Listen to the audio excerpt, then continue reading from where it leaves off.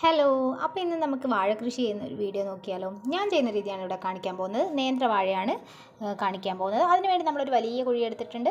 ഈ കുഴിക്ക് നടുവിലായിട്ട് ചെറിയൊരു കുഴിയുണ്ട്. അപ്പോൾ ഈ രീതിയിലാണ് ഞാൻ കുഴി എടുക്കുന്നത്. അപ്പോൾ അതിനുശേഷം നമ്മൾ ഈ വാഴക്കന്ന്, ഈ ഒരു വാഴക്കന്നാണ് ഉപയോഗിക്കുന്നത്. ഇത് ചെറിയ കന്നാണ്. നമുക്ക് ഒരു 5 മാസം പ്രായമായ കന്ന് വരെ നമുക്ക് നട്ടു കൊടുക്കാൻ പറ്റും. അപ്പോൾ ഈ ഒരു കന്ന് എല്ലാ വേരും കളഞ്ഞതിന് ശേഷം പറിച്ചെടുത്ത് എല്ലാ വേരും കളഞ്ഞതിന് ശേഷം അധികം നീണ്ട ഭാഗങ്ങളൊക്കെ ഉണ്ട്, അതൊക്കെ മുറിച്ച് കളഞ്ഞതിന് ശേഷം ഇതുപോലെ ഒന്ന് തണലത്ത് വെച്ച് ഉണക്കിയെടുത്തിട്ടുണ്ട്. അതാണ് നമ്മൾ വെച്ച് കൊടുക്കാൻ പോകുന്നത്.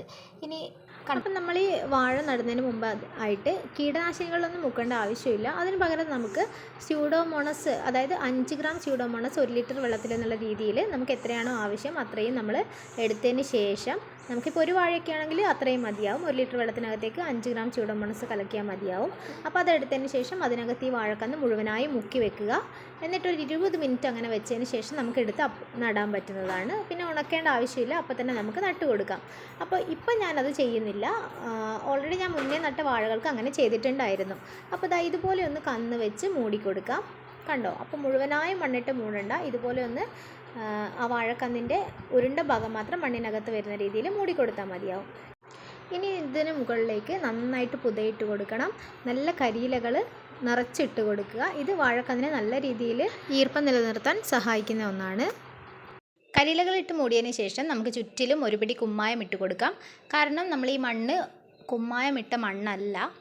അപ്പോൾ നിങ്ങൾ കുമ്മായം ഇട്ടതിന് ശേഷമാണ് നടുന്നതെങ്കിൽ ഇതിൻ്റെ ആവശ്യമില്ല, ഈ ഒരു സ്റ്റെപ്പ് ചെയ്യേണ്ട ആവശ്യമില്ല. അപ്പോൾ ഞാൻ ഓൾറെഡി കുമ്മായം ഇട്ട് വെച്ചിരുന്ന മണ്ണല്ല, അതുകൊണ്ട് തന്നെ വാഴ നട്ടതിന് ശേഷം ചുറ്റിലുമായിട്ട് കുമ്മായം ഇട്ട് കൊടുക്കുകയാണ് ചെയ്യുന്നത്.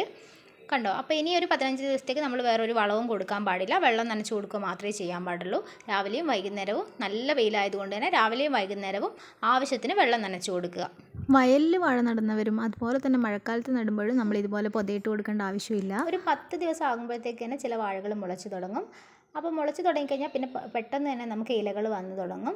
ഒരു 20 ദിവസം ആകുമ്പോഴത്തേക്കും 3 ഇല 4 ഇല പരുവത്തിലൊക്കെ എത്തും. അപ്പോൾ നമ്മൾ വെക്കുന്ന വാഴക്കന്നിൻ്റെ സ്വഭാവം അനുസരിച്ച് മുളക്കുന്ന ദിവസങ്ങളിൽ മാറ്റം വരും. ചിലത് പെട്ടെന്ന് മുളക്കും, ചിലത് ലേറ്റായിട്ട് മുളക്കും. അപ്പോൾ അതൊന്നും കുഴപ്പമില്ല. നമ്മൾ എപ്പോഴാണോ മുളക്കുന്നത്, അപ്പോൾ അതിനുശേഷം, അല്ലെങ്കിൽ നമ്മൾ എപ്പോഴാണോ വാഴക്കന്ന് വെക്കുന്നത് അതിനുശേഷം നമുക്ക് 1 മാസം കഴിഞ്ഞ് നമുക്ക് വളം ചെയ്ത് കൊടുക്കാം. അപ്പോൾ ഇപ്പം ഞാൻ ആദ്യത്തെ വളമാണ് ചെയ്ത് കൊടുക്കാൻ പോകുന്നത്. ഈ ഒരു വാഴ വെച്ചിട്ട് 1 മാസമായി കഴിഞ്ഞു. അപ്പോൾ നല്ല വെയിൽ കാരണമാണ് ഇലകളിൽ ചെറിയ രീതിയിലൊരു ബ്രൗൺ കളർ കാണുന്നത്. ഈ ഒരു വളമാണ് നമ്മൾ ഇട്ട് കൊടുക്കുന്നത്. ഇത് 18 എന്ന് പറഞ്ഞാൽ നമുക്ക് വളത്തിൻ്റെ കടയിൽ നിന്ന് വാങ്ങിക്കാൻ പറ്റുന്നൊരു വളമാണ്. ആവശ്യമുള്ളവർക്ക് ജൈവവളം ചെയ്ത് കൊടുക്കാം. വേപ്പിൻ പിണ്ണാക്ക്, കടലപ്പിണ്ണാക്ക്, അതുപോലെ തന്നെ എല്ലുപൊടി, ഇത്രയും കൂടെ ചേർത്ത് നമുക്ക് മിക്സ് ചെയ്ത് നമുക്ക് വേണമെങ്കിൽ ഇട്ട് കൊടുക്കാം. പക്ഷേ ഇങ്ങനെ ഇട്ട് കൊടുക്കുമ്പോൾ വലിയ രീതിയിൽ ചിലവുണ്ടാവും. കാരണം 1 കിലോ ഈ ജൈവ വളത്തിന് തന്നെ 30 രൂപയോളം വരുന്നുണ്ട്. അപ്പോൾ ഒരുപാട് വാഴകൾക്ക് ചെയ്ത് കൊടുക്കുക എന്ന് പറയുമ്പോൾ അത് വലിയൊരു ചിലവുള്ള കാര്യമാണ്. അതുകൊണ്ട് തന്നെ അത് പറ്റാത്തവർക്ക് ഇതുപോലെയുള്ള 18 എന്നുള്ള വളം നമുക്ക് ചെയ്തു കൊടുക്കാൻ പറ്റും. പിന്നെ നമുക്കതുപോലെ തന്നെ ചെയ്തു കൊടുക്കാൻ പറ്റുന്നൊരു കാര്യമാണ് കോഴിവളം ഇട്ട് കൊടുക്കാം, പിന്നെ ആലവളം ഇട്ട് കൊടുക്കാം. പിന്നെ നമ്മുടെ കയ്യിൽ ഏത് ജൈവവളമാണോ ഉള്ളത്, കമ്പോസ്റ്റാണോ ഉള്ളത്, അത് നമുക്ക് ചെയ്തു കൊടുക്കാൻ പറ്റും. അപ്പോൾ വളം ചെയ്ത് കൊടുക്കുന്നതിന് മുമ്പ് നമ്മുടെ വാഴത്തട നല്ല ഉറച്ചു പോയിട്ടില്ല എന്ന് ഉറപ്പ് വരുത്തുക. നല്ല രീതിയിൽ ഒന്ന് മുകളിലത്തെ മണ്ണൊക്കെ ഒന്ന് കൊത്തി ഇളക്കി കൊടുക്കുക. അതിനുശേഷം മാത്രം വളം ഇട്ട് കൊടുക്കുക. ഇനി വളം ഇട്ട് കൊടുക്കുന്നത് ജൈവവളമായാലും രാസവളമായാലും ഇട്ട് കൊടുത്തതിന് ശേഷം ചുറ്റിലുള്ള മണ്ണൊന്ന് ഇറക്കി കൊടുത്ത് അതൊന്ന് മൂടി കൊടുക്കണം. എന്നാൽ മാത്രമേ ഈ വളങ്ങൾ നല്ല രീതിയിൽ വാഴയ്ക്ക് ലഭിക്കുകയുള്ളൂ. അപ്പോൾ വാഴയുടെ വേര് പുറത്തേക്ക് വരാതെ ശ്രദ്ധിക്കണം. എപ്പോഴും നല്ല രീതിയിൽ മണ്ണിട്ട് മൂടി കൊടുക്കുക. വാഴയ്ക്ക് ചുറ്റും ഇളക്കി കൊടുക്കുമ്പോൾ ഒരിക്കലും നമ്മൾ ആഴത്തിലേക്ക് കൊത്തി ഇളക്കാൻ പാടില്ല. കാരണം വാഴയുടെ വേരുകൾ എപ്പോഴും മുകളിലേക്കാണ് ഇരിക്കുന്നത്. അതുകൊണ്ട് തന്നെ കൊത്തി ഇളക്കുമ്പോൾ അധികം ആഴത്തിൽ ഇളക്കാതിരിക്കുക. അതുപോലെ തന്നെ വളം കൊടുക്കുമ്പോഴും അധികം ആഴത്തിൽ കൊടുക്കാതിരിക്കുക. വാഴയ്ക്ക് ചുറ്റിലുമായിട്ട് മുകളിൽ തന്നെ വളം ഇട്ട് കൊടുക്കുക. ഇതൊക്കെയാണ് നമ്മൾ ആദ്യത്തെ മാസങ്ങളിൽ ശ്രദ്ധിക്കേണ്ടത്. അപ്പം നമ്മൾ വാഴ നട്ട് ആദ്യത്തെ 1 മാസം പൂർത്തിയായതിന് ശേഷം ആദ്യത്തെ വളം ചെയ്ത് കൊടുക്കുക. 1.5 മാസമൊക്കെ ആകുമ്പോഴത്തേക്കും ആദ്യത്തെ വളം ചെയ്തിരിക്കണം. അടുത്ത വളം എന്ന് പറയുന്നത് 2 മാസം പൂർത്തിയായതിന് ശേഷം, വാഴ നട്ട് 2 മാസം പൂർത്തിയായതിന് ശേഷം നമ്മൾ രണ്ടാമത്തെ വളം കൂടെ ചെയ്തു കൊടുക്കണം. അങ്ങനെ നമ്മൾ 5 ഘട്ടങ്ങളിലായിട്ട് വാഴക്ക് നല്ല രീതിയിൽ വളം ചെയ്ത് കൊടുക്കേണ്ടതുണ്ട്. അപ്പം നമ്മൾ എല്ലാ വാഴകൾക്കും നല്ല രീതിയിൽ വളം ചെയ്ത് കൊടുത്തിട്ടുണ്ട്.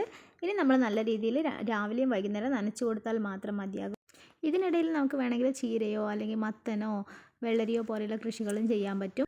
അപ്പം നല്ല വാഴക്കന്നുകൾ കിട്ടുകയാണെങ്കിൽ എല്ലാവരും വീട്ടിൽ തന്നെ ഇതുപോലെ ഒന്ന് കൃഷി ചെയ്ത് നോക്കുക. ഇതുപോലുള്ള വീഡിയോ ഇഷ്ടപ്പെടുകയാണെങ്കിൽ എൻ്റെ ചാനലൊന്ന് സബ്സ്ക്രൈബ് ചെയ്ത് സപ്പോർട്ട് ചെയ്യണേ.